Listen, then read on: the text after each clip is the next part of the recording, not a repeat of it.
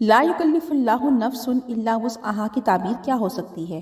یہ بھی بیان عملی نہیں نفسیاتی ہے، کیونکہ اللہ نے انسان کو بنایا ہے، بنانے والے سے زیادہ اپنی مشین کو کوئی نہیں جانتا۔ ہر انسان کو انفرادی طور پر خدا جان رہا ہوتا ہے۔ اگر میرے اختیار میں ہو تو ذرا سی مصیبت سے گھبرا کے میں کہہ سکتا ہوں کہ اے میرے پروردگار، مجھ میں صبر نہیں ہے، طاقت نہیں ہے، مجھ سے یہ ابتلا اور مصیبت اتار دے۔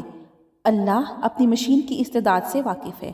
بالعموم خالق ایک مشین پر لکھ دیتا ہے کہ یہ کتنے ہارس پاور ہے، اتنے اس کی پاور لینے کی ہے، اتنا بوجھ یہ اٹھا سکتی ہے اور اتنا اس سے زیادہ نہیں اٹھا سکتی۔ ہمارا یہ خیال ہے کہ اس نازک ننھی منی سوزوکی کو جو جاپان نے مخصوص مقاصد کے لیے بنائی تھی، ہم کسی گدھے سے بھی بدتر استعمال کرتے ہیں۔ ہم اس کو اوور ویٹ کرتے ہیں، جس کا نتیجہ یہ نکلتا ہے کہ وہ اچانک جواب دے جاتی ہے۔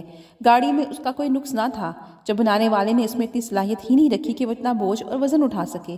اس سے زیادہ ڈالیں گے تو انجن چون چرا شروع کر دے گا اور بالآخر ختم ہو جائے گا۔ 5 سال کی زندگی جو اس کی ریکارڈڈ ہے، وہ آدھے سال میں ختم ہو جائے گی۔ اب انسان کا یہ حال ہے کہ مصیبت اسے ہر حال میں دیکھتی ہے۔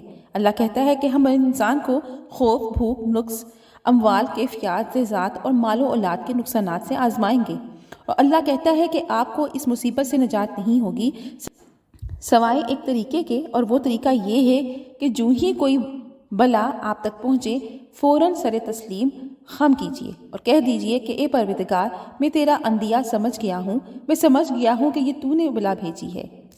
اس کو تو وہ اس وقت ہی لٹائے گا جب میں انا للہ و انا الیہ راجعون کا مفہوم پورا کروں گا۔ آپ نہ کہیں گے تو آپ کی مصیبت اور لمبی ہو جائے گی۔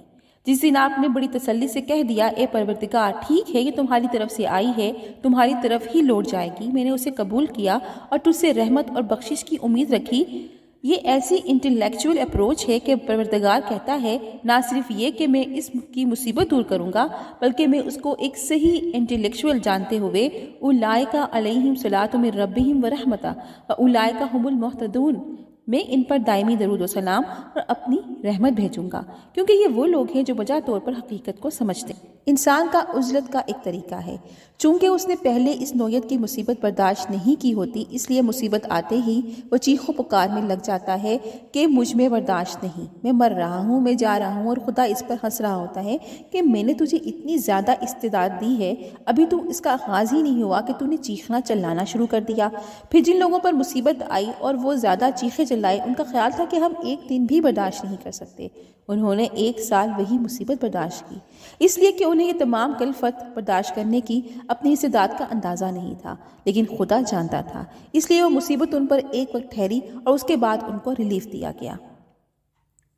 یہاں ایک اور بات اہم یہ ہے کہ عذاب اور آزمائش میں تھوڑا سا فرق ہے۔ عذاب کی کیفیتوں میں سکون نہیں، عذاب بہرحال ایک سزا ہے، مگر سزا کیوں ہے؟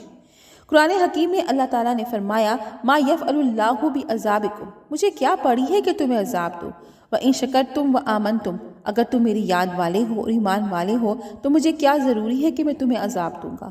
کان اللہ شاکرن علیما، یہ بڑا اہم اور ایک سائنسی قانون ہے جو اللہ نے قرآن میں دیا ہے کہ اگر آپ کسی تکلیف، دکھ یا عذاب کا درد محسوس کر رہے ہیں اور یہ جاننا چاہتے ہیں کہ یہ کیوں ہے، اور آپ کو خدا کا یہ قانون پتہ ہو ما یفعل اللہ بعذابکم ان شکرتم وآمنتم، تو آپ یقین جانیے کہ جب آپ شکر شروع کریں گے اور اللہ کو یاد کرنا شروع کریں گے تو آپ کا وہ عذاب ٹل جائے گا۔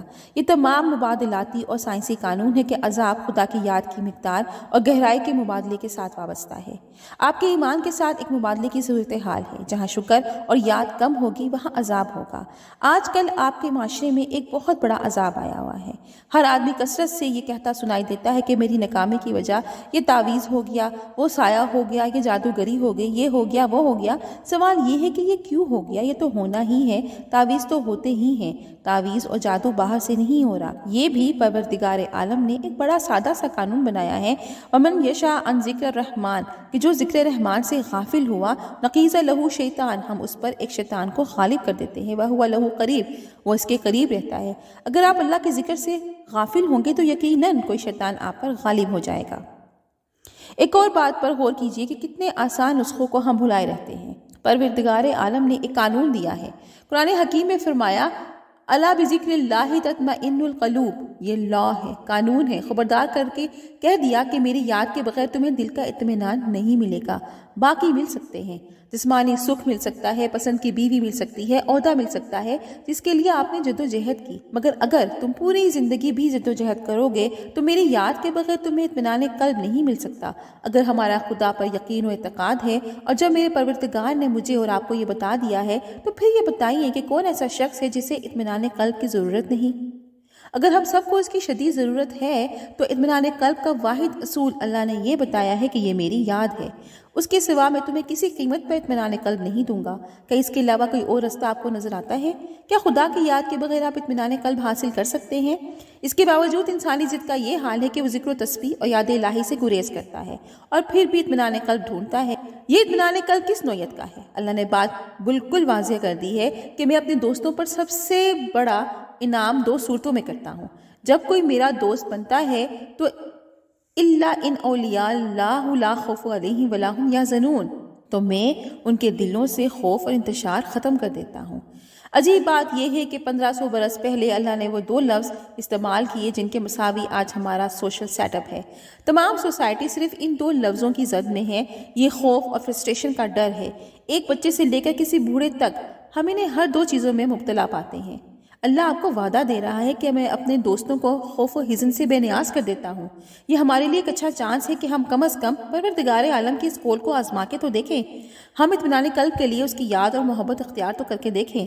اس نے کہا جیسے چاہو مجھے یاد کرو۔ اس نے ہر قسم کا انداز اور پابندی اٹھا دی۔ ذکر آپ کی استطاعت قلب، اطمینان قلب آپ کے ذہن اور آپ کی تمام استطاعت میں اضافہ کرتا ہے۔ وہی چیز جو پہلے آپ کا برداشت نہیں ہوتی تھی وہ خدا کی یاد کے ساتھ قطعاً قابل برداشت ہو جاتی ہے۔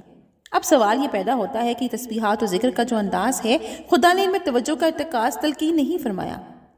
ارتکاز میں غلطی ہے کہ توجہ کے ارتکاز سے پہلے بہرحال آپ کو کوئی خیال قائم کرنا ہوتا ہے۔ اگر آپ توجہ مرتکز کرنے کے لیے تسبیح کریں گے تو اس میں کوئی نہ کوئی طاقت کا حصول آ جاتا ہے۔ اس وجہ سے چلوں اور وظائف میں زیادہ لوگ جو بیٹھنے والے ہیں وہ ذہنی توازن کھو بیٹھتے ہیں اور شیزوفرینیا کا شکار ہو جاتے ہیں۔ وہ سائیکوٹک اور نیوروٹسسٹ بن جاتے ہیں۔ اس کی وجہ بڑی سادہ ہے۔ خدا کی یاد کے پیچھے طلب اور آرزو تو عام انسان کی تو ہو سکتی ہے، مگر کوئی اختیار اور طاقت کا حصول نہیں ہوتا۔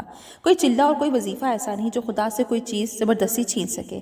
ہم نے انتہائی انکسار اور محبت سے خدا کو یاد کرتے ہوئے اس سے اپنا اطمینان قلب حاصل کرنا ہے، اپنی شناخت اور اپنی خامیوں کی آگہی طلب کرنی ہے۔ یہ ذکر یہی کام کرتا ہے، اس سے بڑا کوئی کام نہیں کرتا۔